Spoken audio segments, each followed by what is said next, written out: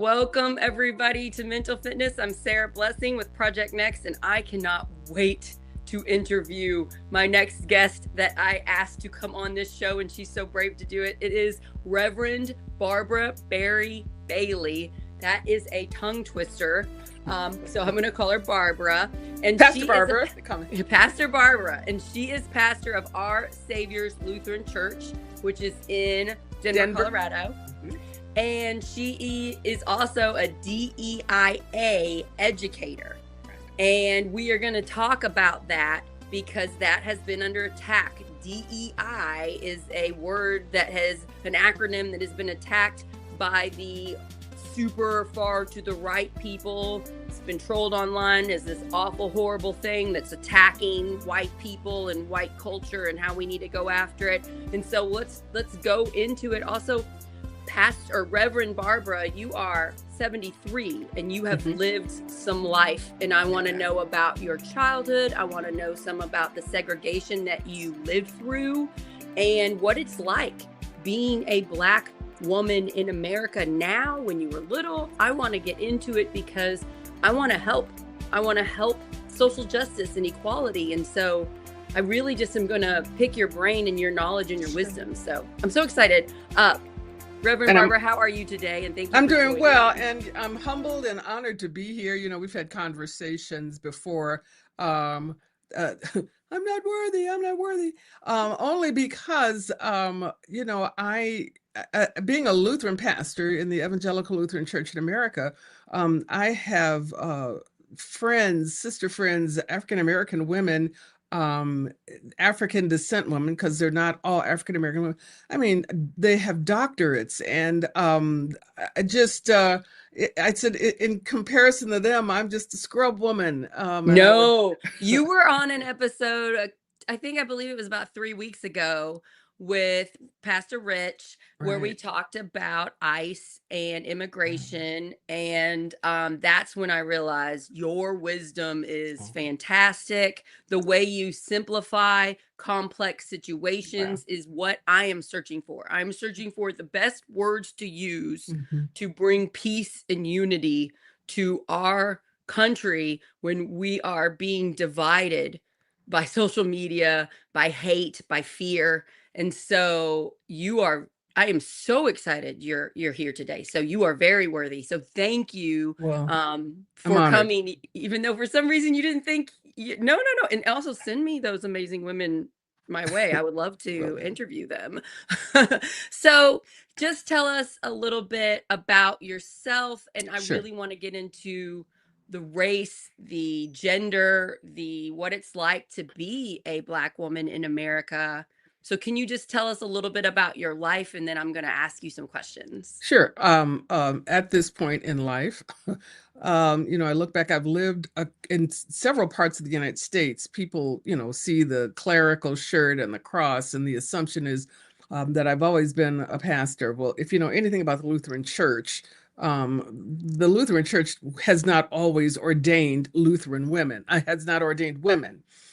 So I had a 20-year career in broadcasting before I went to seminary, the Lutheran Seminary in Philadelphia. So it was in public broadcasting, radio, television. I worked at NPR in Washington. Oh, that's so cool. What did you do?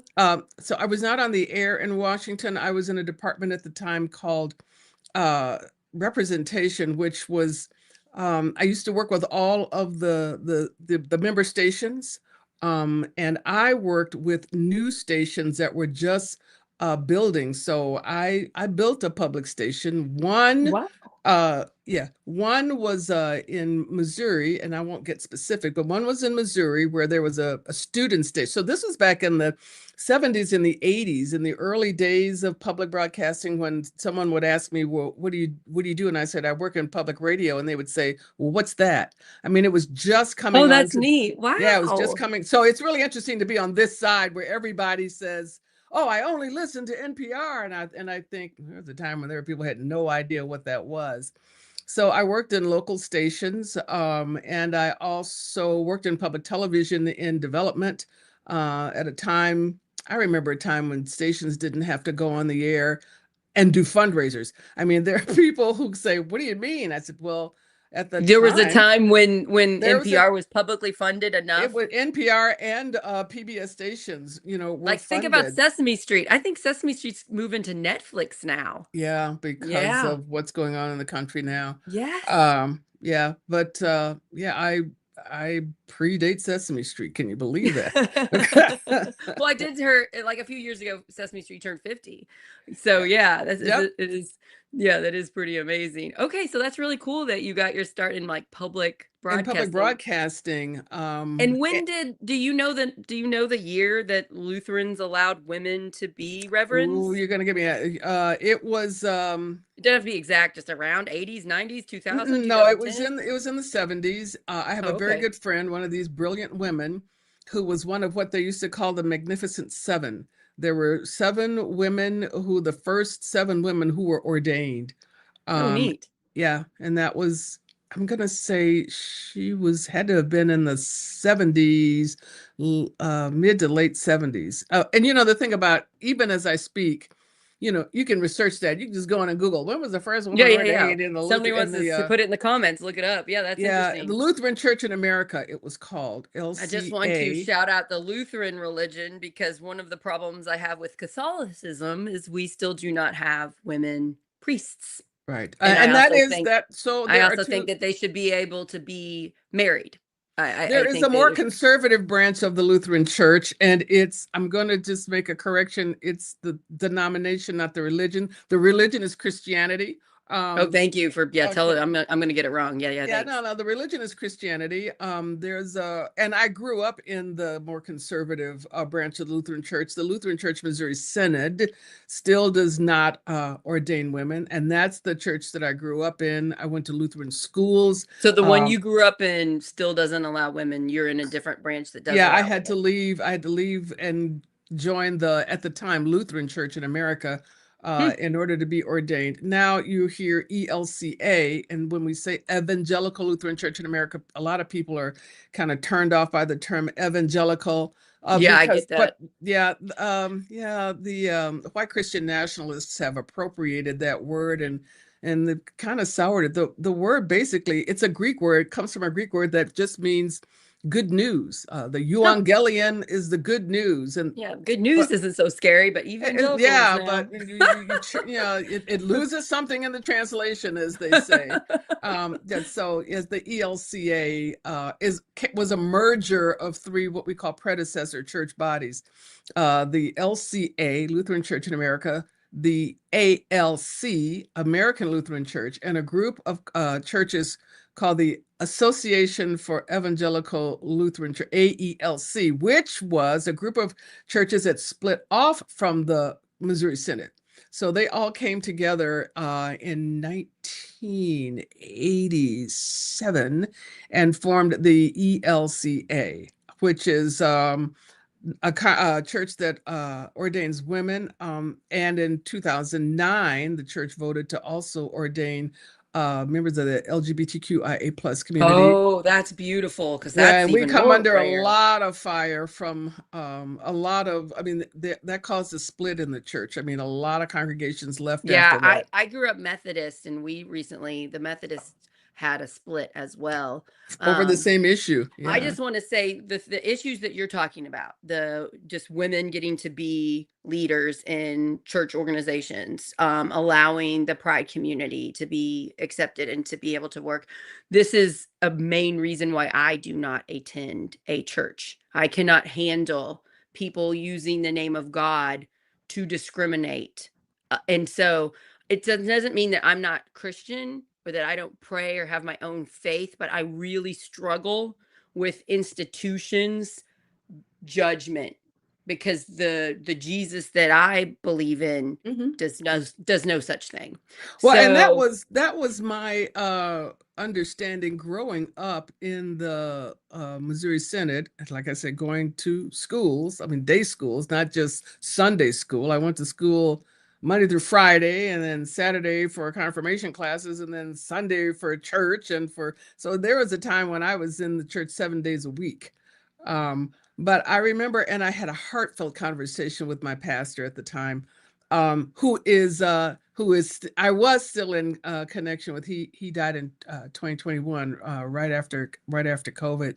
Oh, But I remember in class, because the pastor always taught the religion classes for the junior high, and I said, I was asking all these questions about what you do in seminary, what classes you take in seminary. And he said, "Why are you asking all these questions about seminary?" And I said, "Well, because I want to go. I want to be a pastor." And this was like 1964.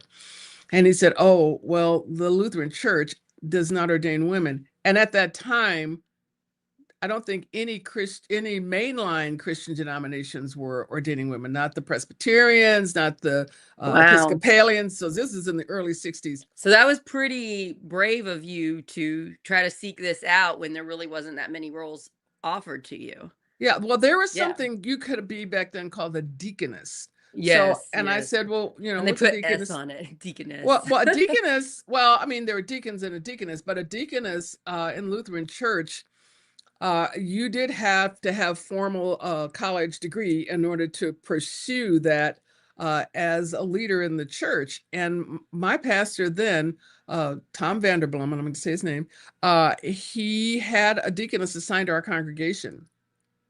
And she was supposed to be my role model. I was supposed to duckling behind her, and she was going to teach me how to be this is what a deaconess does. And I realized, well, you go to college as long as the pastors do. You have to learn you have the same academic program that the pastors do, but then you can't preach, you can't teach, and you can't administer the sacraments. And I thought, well, this isn't what I want to do. In And sacraments, you so mean like communion and getting people communion and married and stuff like baptisms, you that? couldn't do those Baptism. Oh, things. okay. Yeah, and you couldn't preach. And so it was, well, this is not what I want to do. And I remember the principal at the time, I won't say his name because I'm sure he's got family that would come after me. But he said that I was, ungrateful because the pastor had done all these things for me. And I said, I think I was 12 years old, and I said this. I said, "You wait and see. One day women will be ordained in the Lutheran Church." I was 12 years old when I said that. Wow, that's I didn't beautiful. realize I was going to be 35 before it happened. And Girl, actually, you are amazing. Okay, I just want to point this out. sure. I had you on the show because I wanted to pick your brain on what it's like being a Black woman. And we've already come across your first big thing that you're talking about. They're discriminating you for being a woman. Right. And I just want to point that out. You're having two things. I get sexism every day, especially because I lead more like a man, I guess. So I get called out for, not being a typical woman. And it's just so interesting to hear you talk. You've got two things, two extra hard things. Twofer. Yeah, you got two of them, and your job was you had to go after well, you were a woman and you wanted this job that men had. That's so fascinating to me, and it's probably one of the gazillion reasons why I already love you. Like, you're so strong. You didn't stop. You didn't stop. You didn't say, "I guess I'm not good enough. I'm not a man. A man should be the only ones preaching wisdom to people." You didn't stop. You did, and you just kept going. You had to switch to a different type of Lutheran, but you did it.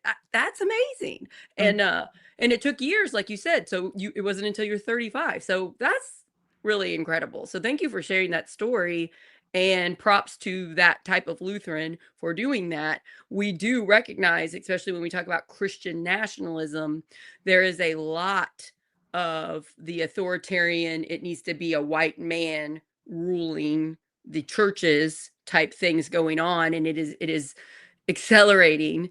And we've covered that in lots of Project Next episodes, so you can go back and see them if you want. But I just think that is really fascinating. So let's break it down a little bit to your life. You shared with me on the phone yesterday an absolutely incredible, I think it's a beautiful story and sad story about when you were 4. Or do you have siblings? I do.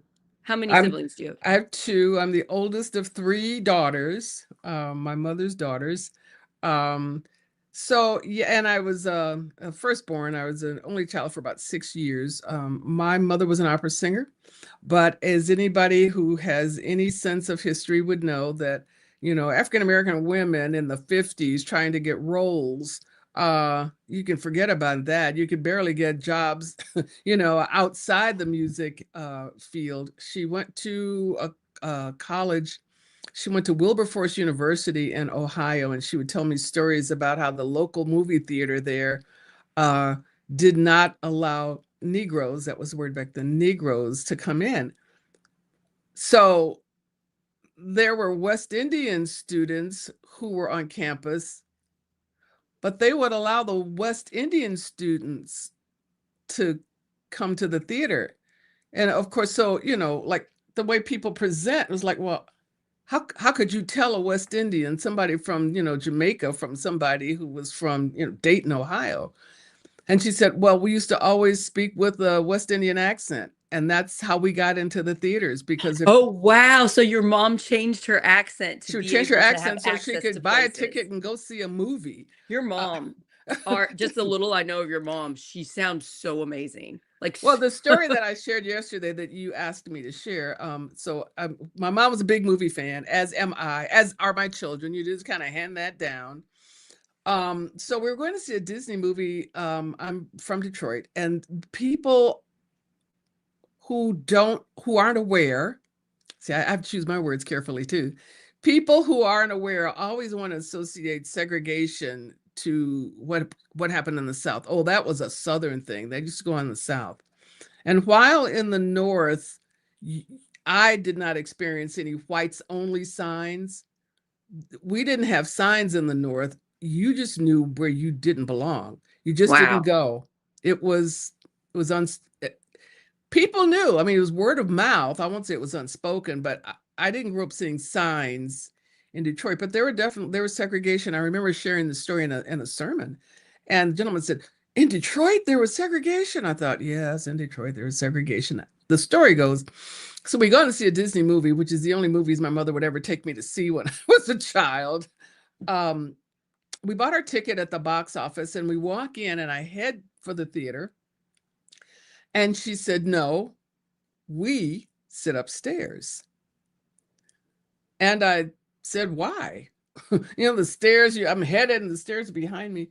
And she said, because the acoustics are better upstairs. That was what she said. Not that we're not allowed to sit on the first floor. Not that we can only sit upstairs. We sit upstairs because the acoustics are better. I had to have been about 4 or 5 years old. I'm 73. Obviously, I've never forgotten. And I've never forgotten that story because it didn't hit me until I was a preteen what that was all about. You just. And so you're preteen and one day you're like, oh, it wasn't because the acoustics were better. Well, and the truth is, well, she didn't lie. I mean, if you go to the theater, if you go to the opera, and yes, I do go to the opera. My parents if are you go to the they symphony, go to the balcony. Yep, so you're she right. didn't lie. Mm-hmm. The acoustics are better, but that is not why we sat in the balcony. And it's interesting because the way you told that story, you're like, I can't believe my mom said it like that. And I'm just like, oh, I see the love. I see the love of your mom wanting to protect you. I imagine if I was taking my daughter to the movies and we were told we couldn't sit with everybody else because we were other and different and not as good as other people, I would not want to tell my daughter that because my daughter's not. She's but equal. and I also have a large extended family, where there were my uncles had married white women, and I had great uncles married white. I had an uncle who was married to a Korean woman. So at a very, very early age, when we start looking at these DEIA letters, and people are, that's why I don't use the letters. I say it out. I say diversity, equity, inclusion, and accessibility, because what's the issue with diversity? What issue do you have with accessibility? What It's fear. It's fear, right? I mean, we're told when we don't get something, let's say a white man doesn't get a job, and they're told, well, it's because other people are coming in and taking your job. Other people are taking your sports. Other people are taking blank, and they're making you, instead of just like, maybe looking at your own faults or maybe looking at just the unfairness of the world in general, they have to blame somebody. Yeah. And it's crazy to me because I grew up with parents that always taught me about racism. I always knew about it. I remember my biggest moment when I realized my parents were not racist is when I was like in 8th grade and somebody was saying that they couldn't have a black boyfriend because their parents would say that's not allowed.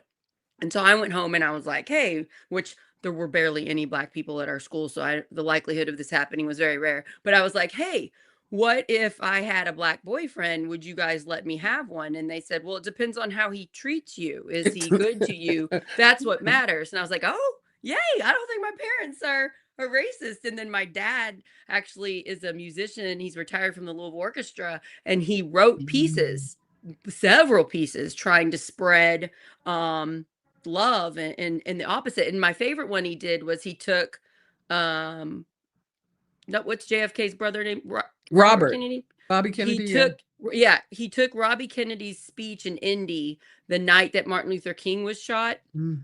And my brother helped and they cleaned up the only recording of it and made it a better digital copy of it, and he made a symphony to it. And it's played around the world. That What? piece is played, and I can't remember the name of it, but my dad's name is Raymond Horton if you want to research it. I'd And love to do that. yeah, it's Yeah. really beautiful, and I'm really proud of my dad for doing that, and he got like a grant to write that piece. So I'm thankful that my parents always told me the character of the person matters. So I didn't grow up with things I had to unlearn about the color of your skin. And then I'm, of course, teaching that to my children. But when you teach it at a young age, racism looks so ridiculous. You're like, you don't like this person because their skin color is different, or you don't like this person because they were born a woman. Like, it doesn't make sense when you point it out to them at a young age. So, Yeah, and I yeah. think that it reflects the need for what I call authentic engagement. And that's one. So when we start talking about white supremacy hurts everybody, I mean, Yeah. that's one of the issues to grow. And like I said, I grew up in a family that was, and the term back then they would have used was, kind of mixed race. Like just it was, and it did not reflect the UN. When people, oh, your family reflected the UN, I said no, it did not. Your family Because reflected the, what did you say? the UN, the United Nations, Oh, okay. the UN. I said, well, not really, because there is a danger. And people listening and watching you can Google this, and there's a danger of a single story. I mean, because I know one Korean woman doesn't mean I know the Korean culture. Right. Because you know one African American woman doesn't mean you know the stories of all Every African African descent American woman. individuals.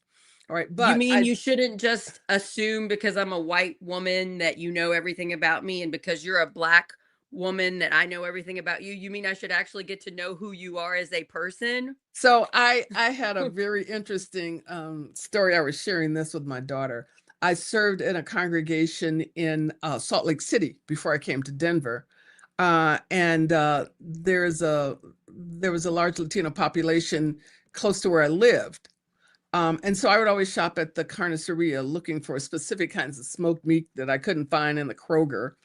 And so they would see me, come in, with these. I guess they kind of figured, yeah, well, she's not Venezuelan, and she's not Colombian. And gentleman asked me once in the meat department. He said, "What I would buy smoked turkey. It was the only place I could find smoked turkey." And he said, "What do you use this for?" And I said, "Well, I cook my black beans, and that's how I cook my black beans." And he said, "Well, black people use ham hocks." And I said, okay, I'm black and I don't use ham hocks. But and so that was, yeah. So the black people he knew all used ham hocks. And so he's telling me as a black person that, I'm supposed to use ham hocks. And I said, okay, yeah, I don't So do that. maybe not all black people don't cook the same. Just shine on light. Well, I'm glad he didn't say black people don't eat black beans. That, that's a Cuban thing. But yeah, and that, like I I said, eat Cuban food. that's the danger of a single story, And so when I talk about authentic engagement, I mean, there is a real need for diversity.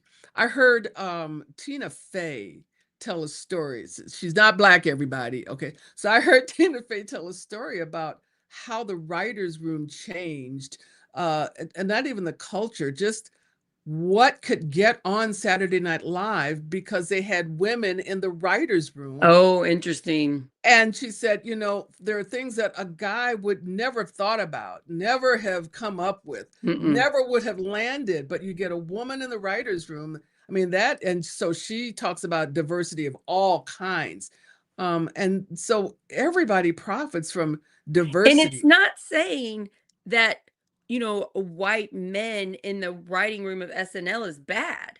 No, have them in there, but put some other different types of people in there too, so that you can make the comedy better, that it shows all of America, because all of America is diverse. It expands the base for the writing, for the humor, and, for people who've been in broadcasting, for the ratings and the bottom line. Yeah. Yeah. America's not all white people.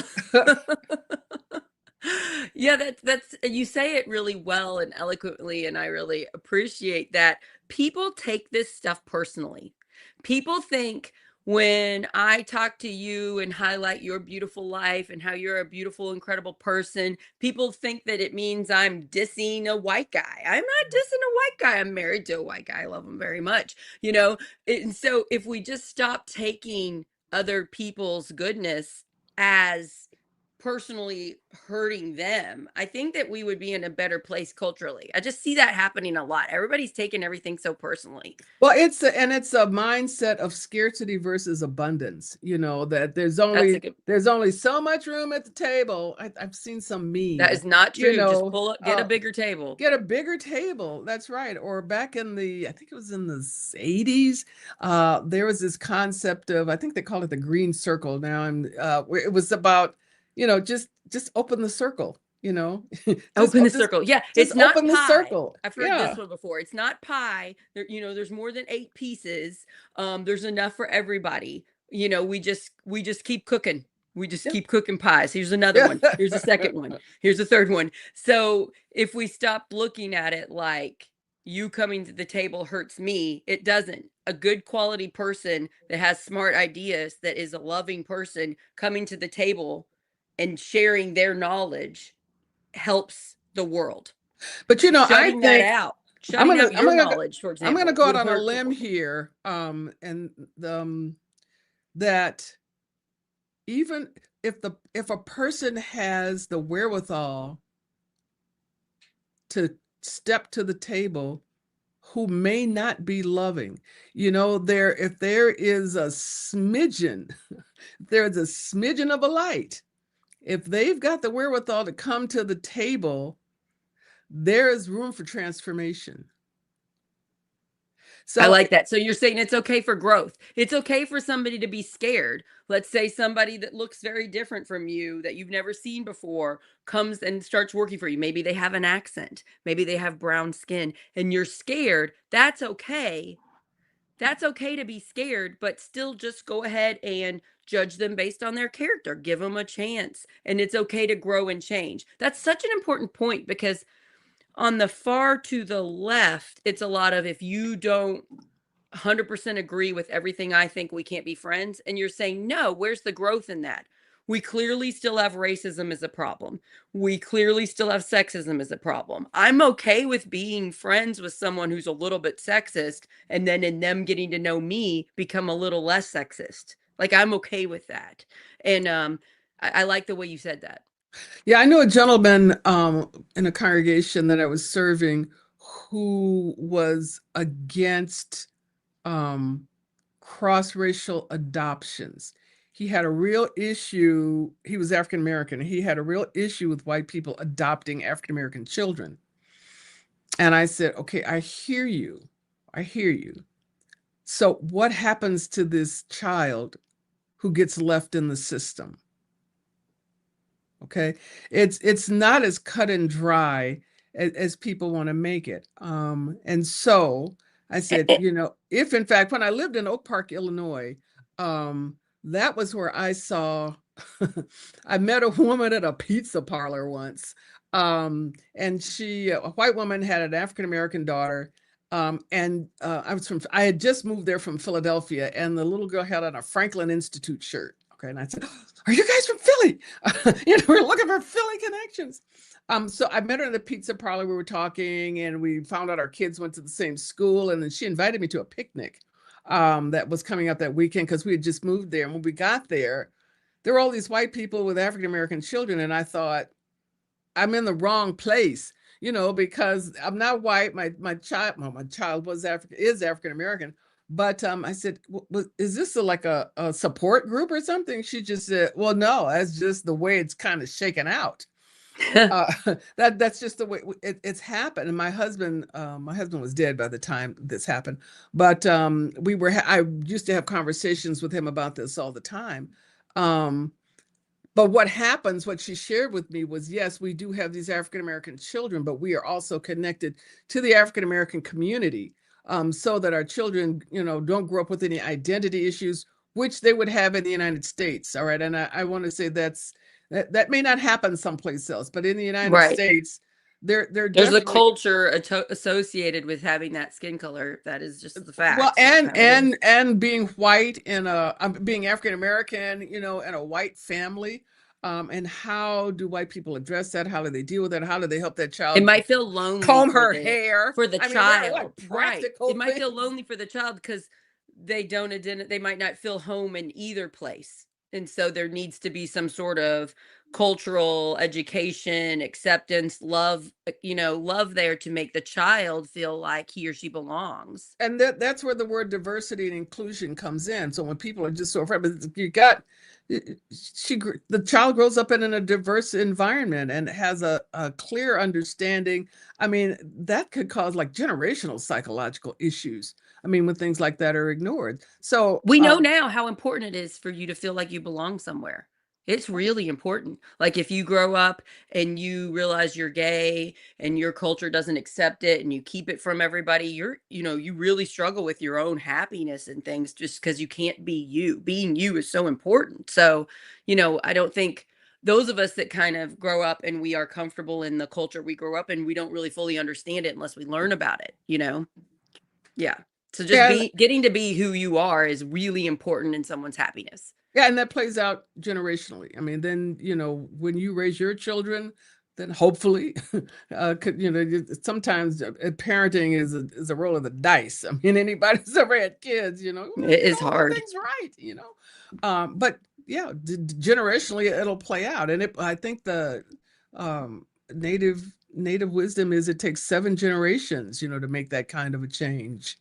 7 generations to make what type of change? That kinds of transformational change in people, which of course the pessimists would say, or the realists would say, well, when it comes to racism, at what point do you start the 7 generations? Because we're not there yet. You know what I'm saying? As a matter of fact, recently it seems like we've taken 5 steps backwards. So you cannot count this as as ground zero generation for making that generational change 7 generations down. Yeah. Okay. You said that really well. I'm so glad I had you on the show. Okay. I want to talk about nonviolence and peace and how do we push American culture so that we're less racist? What I want to know from you, I want to know, I know we're always going to have it. People are always going to other people. It's just like, and it's a way we use it to manipulate groups to take power. We do this. White supremacy is getting really big in the super far to the right. Not a lot of Republicans are against that, and they're great people. I see that, but in the government, the people taking power are really pushing for it. And so we've seen more hate crimes, racism. It seems to, like you said, have been taking a little bit of step back, but at the other's hand, it's made people that are like me, who doesn't have racism, I'm more aware of it now than I was 10 years ago.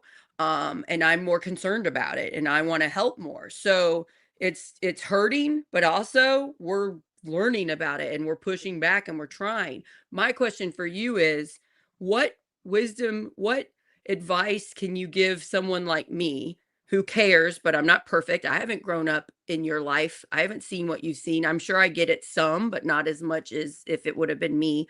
What advice do you have for pushing the culture to be more loving towards people with Black skin? Okay, so you said, well, I'm not perfect. And I'm thinking, well, who is? Okay, number one. So this is where some people are going to try, oh, there she goes talking religion. But as a leader in the Christian church, I look to Jesus. Now, I am not saying that Christianity is the only way, because if you look at the history of Christianity and some of the violence that has been done in the name of Jesus, all right, to that I say, well, that wasn't Jesus. And a lot of people have appropriated the name of Jesus now in order to do some hateful, violent things. That's not Jesus. It's the same argument that I used when I was a kid, when people said, well, you can't do this because the Bible says to keep women silent in the church. And I said, and I was in a what they call a literalist denomination at the time. They understood the text literally, like that's what that says and that's what that means. And to that, I would say, okay, but Jesus never said that. Right? That was St. Paul writing to a church about a situation going on in that church at the time, 2,000 years ago. That letter was never meant for all churches, for all times, and all women everywhere to be silent. And there are literalists who will probably see this who say, she doesn't know what she's talking about. She's Because there are wrong. literalists that believe the Bible, they really believe like Earth was made in 7 days. And it's Well, like, well, we know that's not true. well, I mean, for for the first 5 books of the Bible, there really needs to be some analysis, and people don't want to do that. But to those same people who want to take it literally, I'll tell you a story we had in seminary, where I've read every book of the Bible, and I'm not saying that because to boast. I'm saying it was required. All right, it was required. I couldn't have. And I've read out. the New Testament like 3 times. I could not have gotten out of seminary had I not read every book of the Bible. So in my Hebrew Bible class, I've read every book. But I remember we got to Leviticus, and some of those Levitical laws, for the 21st century, it's like, seriously, I mean, my Jewish friends eat shellfish, and I have a very good friend who would say that, when I went to Hebrew school, I'd be the only kid with a ham sandwich, but there was, and I can't find the text right away, but people will Google and find it. But there was a rule. There wasn't a rule. There was something in Leviticus that said if a woman is unfaithful to her spouse, the flesh will fall away from her thigh. And we said, so that's how I lose those 10 pounds. Cheat on my husband, it'll beat Weight Watchers. You look at things like that in terms of what's literal, and it's very interesting to me what literalists will take literally and what they won't. Especially if it applies to their own life. Their own life or the lives of somebody else. They care about. I mean, Jesus never had a commentary about that about people, same-sex relationships. That, and what they were talking about in that time was not about what we're talking about today. They're talking about old men taking, older men, taking, basically pedophilia is what they were addressing. That was what was being addressed. But people don't want to do the work. And that's true about a lot of things. Because I feel like life is scary and everybody's busy. And so it's kind of comforting to somebody come in and say, listen, I'll tell you what's right and wrong. And then you don't have to worry about it anymore. And then they say judgmental things. And then the person's like, oh, at least I don't have to figure this out on my own. I feel like that's part of Christian nationalism's problem. Well, and one of the things about what I would say is a conscientious pastor, and I'm choosing my words carefully, is to help people do the theology. I remember going to a pastor in campus ministry, asking a question about what does God, I don't know if I said demand or want. And he didn't give me an answer. God wants you to do this. Because that would be what, yes, some people do that. They say there's, and it's the manipulation tactic. Read this. Let's talk about this. And he knew I grew up in the Lutheran church, so he knew I'd read scripture. So we actually had a conversation. Because, I mean, you just can't pull out one biblical text out of context, use it as a prescription, or as someone used, a battering ram, to knock down, to destroy somebody. That Jesus was not about So you're destroying saying people. you're following Jesus. Jesus is love all, don't judge people, forgive people, care about them. You're following that. And I just kind of want to sum up my childhood, where I grew up Methodist, but I had a youth pastor that was Baptist, that was a bad person. I would say maybe even like a predator type person, really messed with my life and a bunch of people in youth group. And then she went on to other churches, and just years of hurting lots of youth. That really messed me up. And while I was dealing with it, I was reading the Bible, and that's when I decided, oh, the Bible is not equal. I choose to believe Jesus's words over all the other stuff. And now I go deeper than that, and I'm just like, I question morality. I'm just really big on morals. What is the right thing to do? And so That's I called get where you're ethics. coming from. It's called Yes, I get where ethics. you're coming from. And I think that is if you're a Christian, if you're some type of leader, I think that is the right way to go, because you can pick lots of things in the Bible that are terrible and But say that's what Jesus believes. We should follow that. and that calls for analysis of the books of the Bible. What were they? Right now, we're going to what were they used for at the time? And even within a certain book, I think Corinthians, you take the First Corinthians, Pauline letter to a church in Corinth. There was a lot of there was just stuff going on. And when people talk about, oh, there's just so much conflict in my congregation, I thought, have you read First Corinthians? But there are pieces of Pauline letters that are songs that were at the time. And I remember talking to one of my profs about this. I said, so it would be like if I wrote a letter to somebody and took a Paul Simon song and dropped the lyrics in. And he said, exactly. It was a hymn that was being used and sung at the time. And the people that he wrote to would have recognized what is poetry at the time.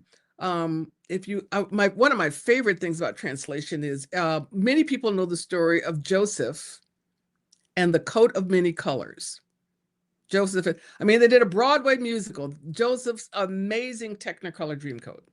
When I got to seminary and I studied Hebrew, we had took one of the Hebrew readings classes, and we had to translate that from the Hebrew. And the coat that was given to Joseph from the translation, Joseph was given a coat with long sleeves that covered the hand. That's what it said, long sleeves that covered. So, I'm home doing my translation, and we get back to class, and we were reading along, and he said, Bob Borneman, no longer with us, he said, any questions? And I looked around, and, nobody said anything. It was right in the class. He was going to let class out early. Does anybody have any questions? And I'm waiting for somebody to say, what is it about this coat with long sleeves? And so just before he dismissed, I said, wait a minute, I have a question. He said, I knew I could count on you. I said, what is it with this coat, the long sleeves? What happened to the many colors? There's no word in here that said anything about there's no yellow, no red, no green. He said, exactly. When it was by the time that story was translated into English, a coat with long sleeves that covered the hand would not have been worth anybody coveting or killing somebody over. Everybody had a coat with long sleeves that covered the hand. So they changed it to make it more. So it was changed to help people understand at the time, a coat of many colors I mean, think about it. The dyes that would have had to go in, it would have been that would have been something worth coveting. Okay. A coat with long sleeve. And I said, they did a whole musical about it. He said, exactly. And so it's those kinds of things that people don't pay attention to, because we read a translation and we go by what it was meant by, especially King James, what was meant at the time of that translation. There are, in our time, there are several more translations that get added and help people understand and interpret and understand, better than just trying to pick up a King James version of the Bible and understand what's going on. There's a translation called The Message by James Peterson. Ooh, ooh. Peterson. The Message translation. I like it because it's good for interpretation for modern day. I mean, he uses a lot of colloquial expressions that definitely are not in the translation. So, and every now and then I'll say, yeah, I don't agree with that interpretation, but I belong to a denomination that allows for us to have that conversation. Yeah. Not, well, you can't take anything away and you can't do this and you can't do that. Because how do you, I've often said, if you preach the gospel and no one understands what you've said, you haven't preached the gospel. Yeah. I like how you're really doing a good job of kind of defining the difference between the type of Jesus, the type of church that you're associated with, and the problem we're having with Christian nationalism. Is there questions? Are you allowed to question? Are you allowed to say, look at the hypocrisy between this book and this book, or this passage and that passage? Let's talk about it. Let's not be scared of it, or let's not just say this is the rule you have to follow all the time, because the world isn't black and white. It is very gray, and each situation needs to be like, now let's stop and assess this thing. So yeah, thanks for bringing that up. I want to talk more about you came on the show with Rich and I, Mhm. the From Prison to Pastor show, and we were talking about ICE, and we were talking about violence, and since then it's gotten worse with Yeah, ICE, it which I has. think all of us knew was going to happen. And more people are aware of it, and a lot of Republicans, for example, are speaking out against it now, and I'm really happy about that. Um, you know, I kind of think it's like, well, the far to the right can only lie to us so much. Our government murdered a white woman, and you think that's not going to matter? Like, you think you can just lie to us? Not saying that all the other deaths weren't equally terrible. Let's just be honest with how we are in our culture. That got more attention.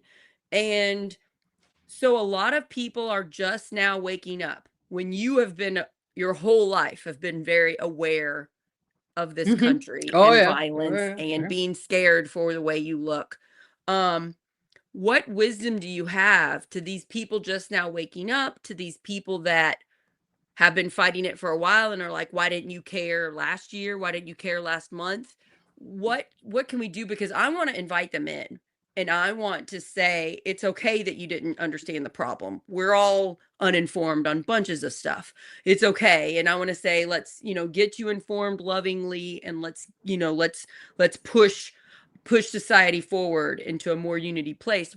What wisdom do you have for us? Because I Wisdom. I think love. we need it right now. We need Well, it. I'm not the last word, and I'm not the last wisdom, but and you honor me saying that it's wisdom. It is. And some of the work that I do as a DEIA educator, um, there will be education sessions, and I've secretly, you look out and you see 40 people, and you go, these aren't the 40 people that need to be here. The people who want to be here. We need people who don't want to be here, and we can't go out and kidnap them. The You're saying Clockwork the people Orange, that come to like a these Clockwork classes to Orange, get educated, make them you show up and you're sit like, down, wait, strapped you're into already a chair. educated. You're already Um, educated. We need some other people. Well, And someone made a comment that the bus is leaving the station, I said, I don't agree with that. Or the train's leaving the station and they're left behind. I went, nope, there will always be a train. Okay. And maybe that's the whole grace-centered piece that was kind of, there'll always be a train. And I don't even think it's about grace or religion. Just look at history. All right. There were people, my pastor was one of the freedom riders in the 60s. wow. Yeah, when I was growing up. And there you hear all of these names about, people who died during the civil rights movement, but there's a woman from Detroit, her name was Viola Liuzzo, a white woman, freedom rider, who was killed. It wasn't until I think a white person was killed that a lot of people could relate to what was going on. And even with what's going on with ICE, on September 11th, I was a pastor in Philadelphia. And in Philadelphia, we were sandwiched between New York and Washington, D.C. So there was great anxiety and fear that something was going to happen in Philadelphia, that we were going to be next. So we had a gathering at the church that evening. I saw there were more people in church that night than I had seen on Christmas. People talk people come Christmas. There are people I hadn't seen Christmas and Easter had shown up. And people were sharing their stories. And there was a African American woman who lived in she lived in a rural area in the South. I'm not sure what's, but she said, she used to live in a place that had a lot of land around it. And when she heard about Pearl Harbor, it was like, what is that? But it was just too far away. She was in the South. Pearl Harbor was over there. There was no You're internet. Saying people don't always care about things they can't see, but now this is happening to us here in our towns. So people are just now waking up to it. We can't be mad at them that they didn't care about the thing that was far away from them. We need to accept the people that they're seeing it now. Just be grateful they're seeing it now. I've taken tour groups, I've taken groups and education groups to the Legacy Museum in Alabama, civil rights, we call this Alabama Civil Rights Historic Trail. And one of the reasons that the Legacy Museum has not been dismantled is because it's private. It doesn't get government funds. Oh, good. Yes. The president can't touch that.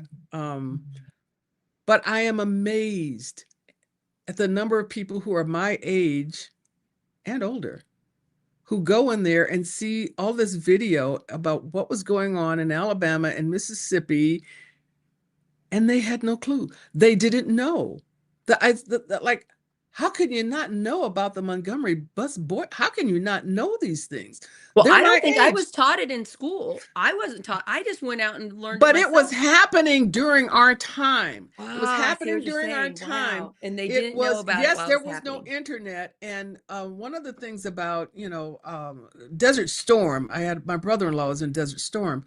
And I am a military widow. I had to get that in there. My brother-in-law my brother-in-law was in Desert Storm, but I remember seeing the first Scud missile, right at that time. We didn't have that kind of technology in the 60s, and it still made it on television. It was still out there. So there are people who just have no understanding, and they're good people. I've heard that. I'm not using judgmental terms of like people. Good and bad, but I'm saying their existence at the time. So I'm taking it full circle back to authentic engagement.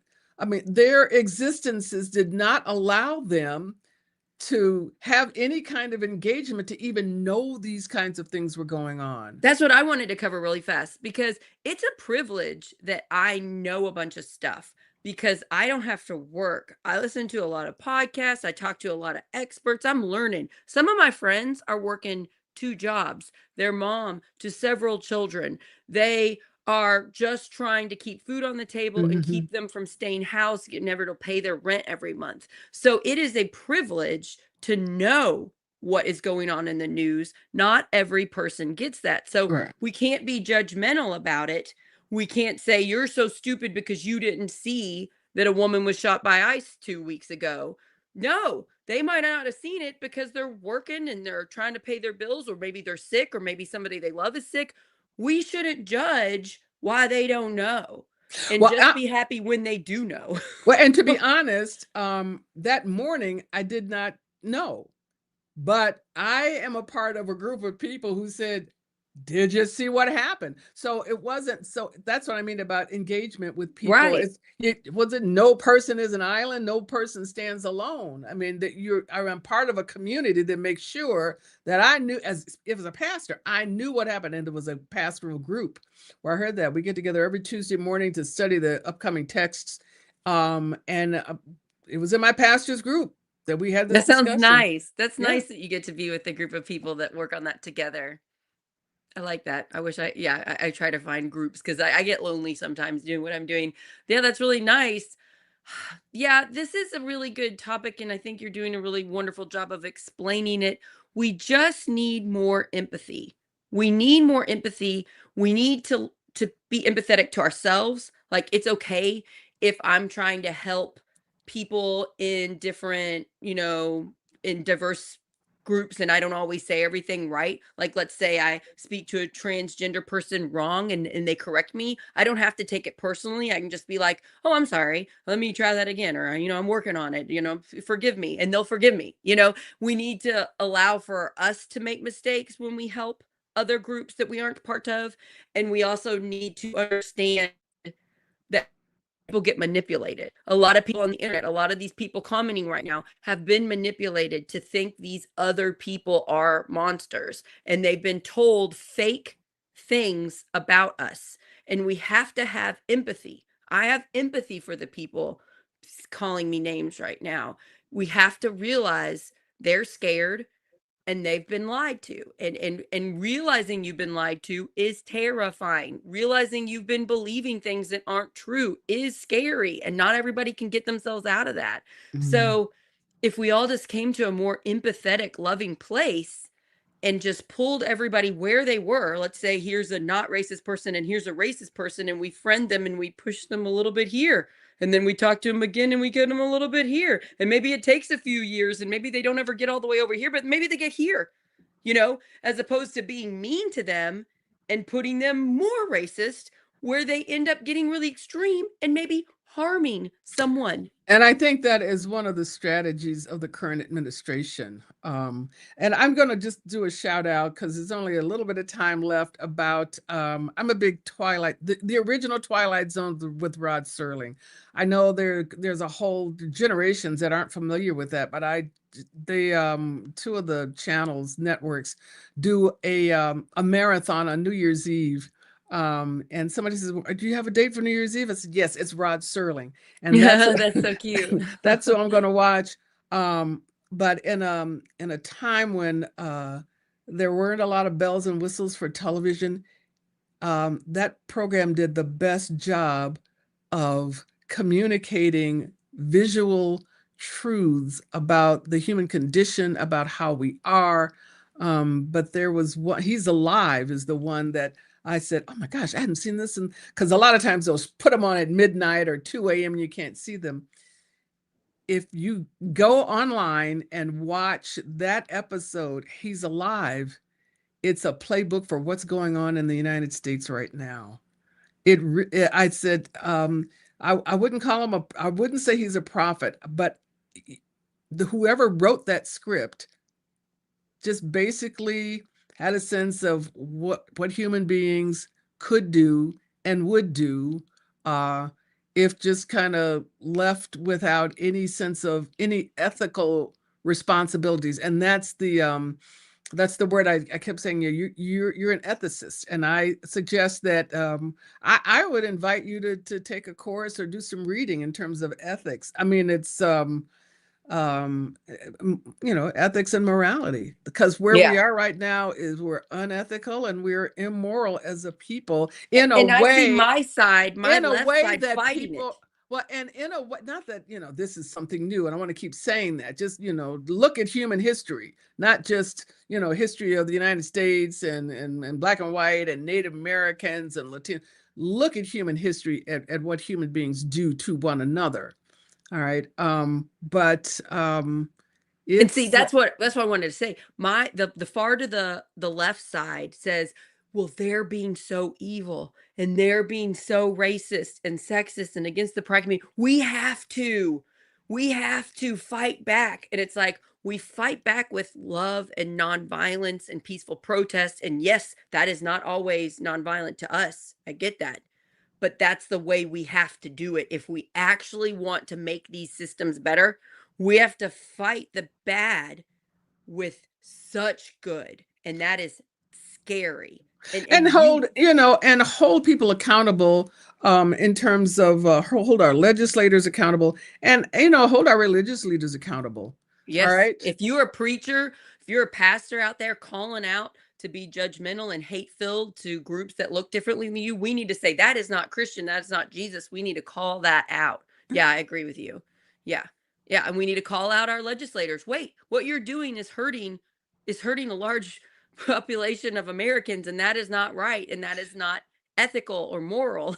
And that is motivating people to say, I've had enough. I'm running for office. I mean, and unfortunately, that seems to be what it takes. Well, I'm going to get this wrong, and I really should have looked it up before I came on.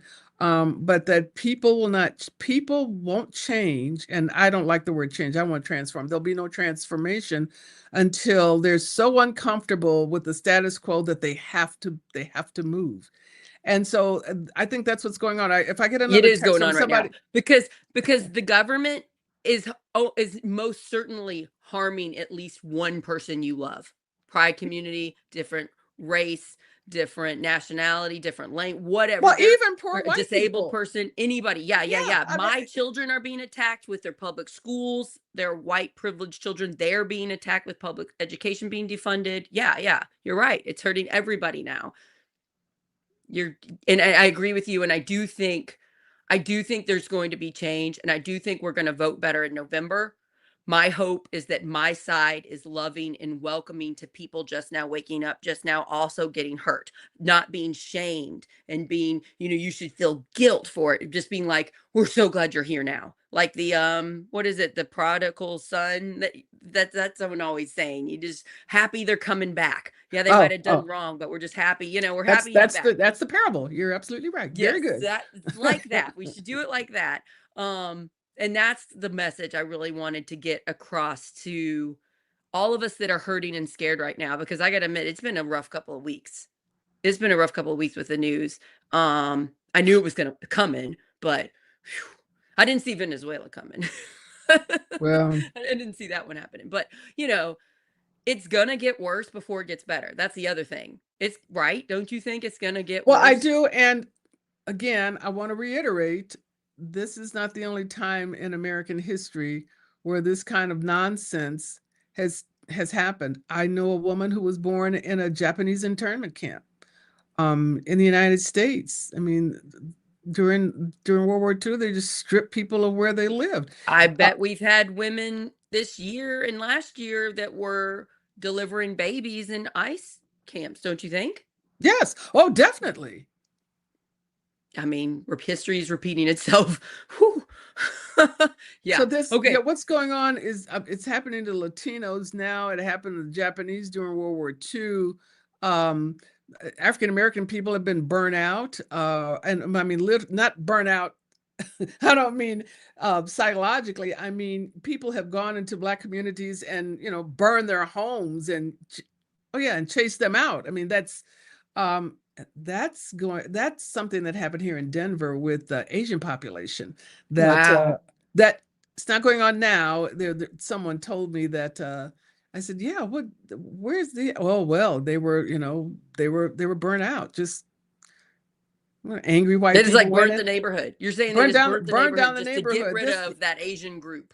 Yeah. And Wow. there's a remnant still in the city proper. But and then they said, yeah, we don't talk about that. I mean, No, we and that should definitely talk about and that. that's what's going on now. We, the change in the history books, the banishing of all kinds of, the ethnic roles that were played in the building of the United States, that were being purged of that. But we have to keep talking about it. I mean, we need to bring back even the freedom schools, the freedom schools that they had. Bring back the freedom schools just so that everybody can learn about everybody. You're okay. One of the other many reasons why I adore you is you want the truth. Let's just bring it the truth. That's why I like Rich. Rich is like, let's just bring out the truth. Let's just say the whole thing. Tim Peck, my co-founder, he's like that. That's how I am. I don't want to put a Democrat spin on it or a Republican spin on it. I want the truth, and I want to look at it through a lens of empathy and love and forgiveness, and also shining a light on people causing harm. I don't want to just keep letting people causing us harm. Shine a light on it and vote better and make change and fix things. And I think that's how we do it, but it's not going to happen immediately. We're not going to have a big protest and bam, things are fixed. This is going to take years. It's going to take years to fix.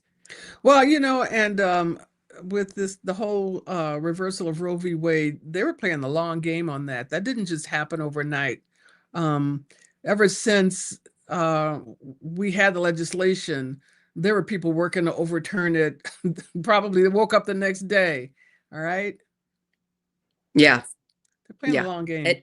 They played the long game, and now we got to play the long game. I was told by experts like a year ago, it's going to take at least 20 years to get that right back for Yeah. women to have their right to their health care. And I'm just like, well, think about how many women I love that this could hurt everybody. I care about everybody. I don't want anybody to hurt. So yeah, yeah. Thank you. I'd like to have you back on again in like a couple months. I know you're busy, but if just every couple months we could just tackle some of these issues through, again, your wisdom and knowledge and the way you so eloquently can phrase things. It's beautiful. Thank Thank you. you. I feel lucky. I'm gonna call you a friend now. Text me, call me anytime. And I feel really thankful that we connected through Rich. So shout out to Pastor Rich Pastor Genzero. Rich Gianzero. Yeah. Thank you for connecting us. He goes, I think you're gonna really like her. He told me that. And boy, was he right. Yeah. So thank you, Sarah, my thank you friend. so much for having me on. I hope those who have had a chance to listen have found some ways to alleviate any anxieties that they may have. I know you get some people who say some really hurtful things, but they're just processing stuff, They're and processing, they're I'm taking it not letting them personal, off they're the hook. I'm scared. not letting you off the hook. I'm just saying, you I have didn't to. see it too many like racist stuff, and I was warning you. I was like, I'm scared you might get some, but I didn't. So at least I didn't get that. A lot of sexist stuff. Somebody told me I look like a man on this live. I'm like, man, gosh, wow. What but is that? Yeah, gender but I roles. mean, it's just how you go after women. You go after their looks. It's just. But I'm okay. I like the way I look. I love myself, so I'm okay. Guy once called me a long time ago when I was considerably younger. Guy called me a communist. He said, "You're a communist." And I said, and it was an older guy. I said, "Clearly you are from a time when that was a dirty word." I mean, that used to really make people upset. I said, "You gotta, yeah, come at me with something better than that." Okay. I think I'm getting called just about everything you get called. The funniest thing I get called is when I'm talking to another woman, they call me a lesbian. And I'm like, well, I'm not, but that's also not a bad word to me. Like it's not an Exactly. insult. I love people. I don't care if they like who they love. Like, so it's interesting to me that it's such an insult to them. It's like the biggest insult they can think of. It's interesting to see people's how they go after, and it's like, well, how can we hurt this woman that's scaring me with her what she's saying? Let's call her stupid. Let's shine a light that she's ugly. And what I just is find that? I'm kind of When you curious about it. standards of beauty, we could do another whole show on what I we call beautiful in I this know what I call beautiful. world. In not It's only if it's because inside you. If I've you're traveled beautiful throughout. inside, you're a beautiful person, Well, bless you, bless you. I've traveled throughout the African continent, and I've never been to any Asian countries, but I've traveled a lot. And when you just kind of listen to what people consider beautiful and what people consider ugly, I thought that's pretty interesting because,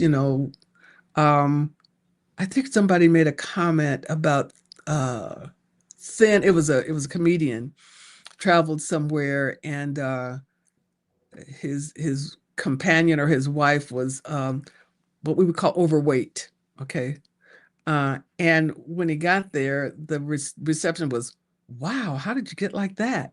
Because they're in a country where people were kind of emaciated, and so for them, a standard of beauty was that you had some meat on your bones, which meant that you were eating. You weren't living in a place where there was a famine. I just thought it's just so interesting and relative, about what's considered beautiful and what isn't. And It just hurts me because the people that see hurtful comments think that everybody is like that. And it's just such a small percentage of humans that are trolls and say mean things, is so small. And I just don't want people to think, oh, look, these women are being attacked just for talking. Most people aren't like that. Most people are good.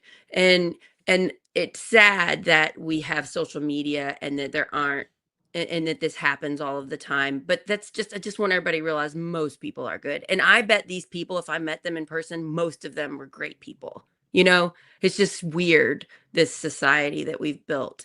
Well, Yeah, and it's just knowing interesting. how to process anger. I mean, Yeah. that's a big thing. How do you process your anger? Which goes back to the whole thing about violence and nonviolence. You can edit this, but I remember when I was in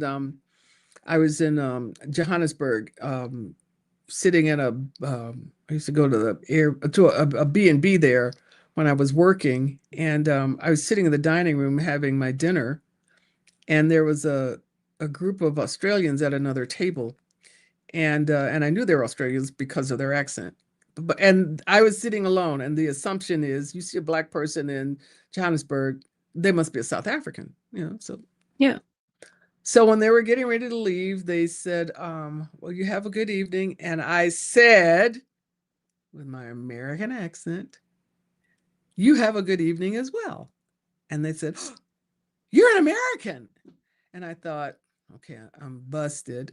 And I said, yes, I am. And they immediately launched into a diatribe about why does everybody have to have guns in America? I mean, they were like, Oh, all, that's so all, interesting. Like, all you over. believe that policy. That's the danger of a single story. So that was the whole thing. But why does everybody have to have guns? And I went, whoa. I said, okay, everybody doesn't have guns. I said, and the people That's that I interesting. They think know that about America. about Makes Americans, sense. yes. And I said, the Yeah. people whom I know that have guns are hunters and catch their food that way. Okay. All right. Everybody doesn't go to the supermarket.